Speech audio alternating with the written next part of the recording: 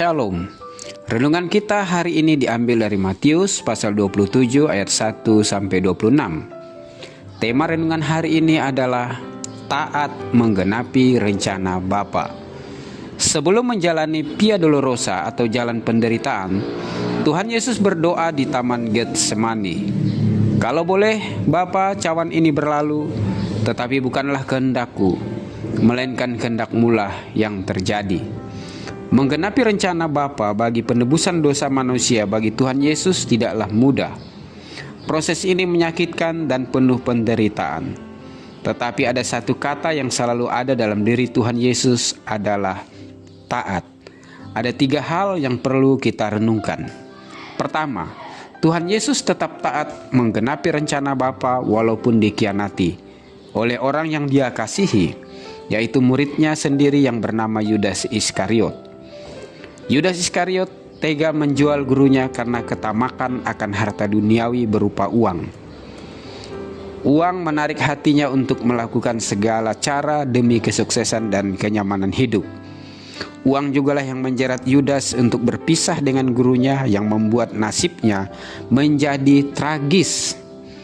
Jangan sampai karena mengejar harta duniawi kita melupakan Tuhan, bahkan menjual Tuhan demi jabatan, demi kesuksesan hidup. Matius 27 ayat 1 sampai 10.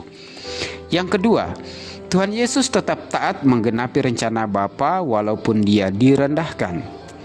Para imam dan tua-tua Yahudi mengajukan tuduhan-tuduhan yang berusaha memojokkan Tuhan Yesus pada hukuman kematian. Para imam dan tua-tua Yahudi memang sudah sakit hati mendengar dan melihat ajaran Tuhan Yesus. Mereka dilingkupi ketakutan akan kehilangan posisi dan jabatan di Bait Allah. Saksi-saksi yang diperhadapkan kepada Tuhan Yesus adalah saksi-saksi palsu, yang pada akhirnya semakin memuluskan hukuman mati.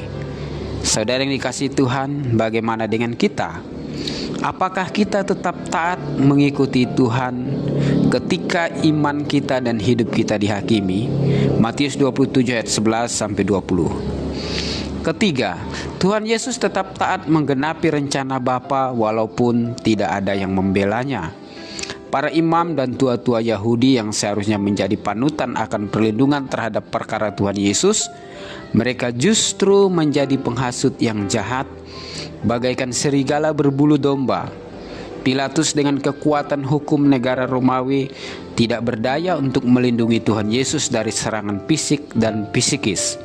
Kekuasaan Pilatus yang mutlak menjadi runtuh karena ia lebih mendengar orang banyak daripada hati nuraninya akan kebenaran hukum yang seharusnya melindungi terdakwa demi hukum. Pilatus tidak berdaya dan tak berkuasa untuk membebaskan Tuhan Yesus karena tunduk kepada teriakan banyak massa Yahudi. Takut akan kehilangan jabatan membuat Pilatus mengkhianati kebenaran dan kehormatan hukum. Yang jahat dibenarkan, yang benar dihukum. Matius 27 ayat 21 sampai 26.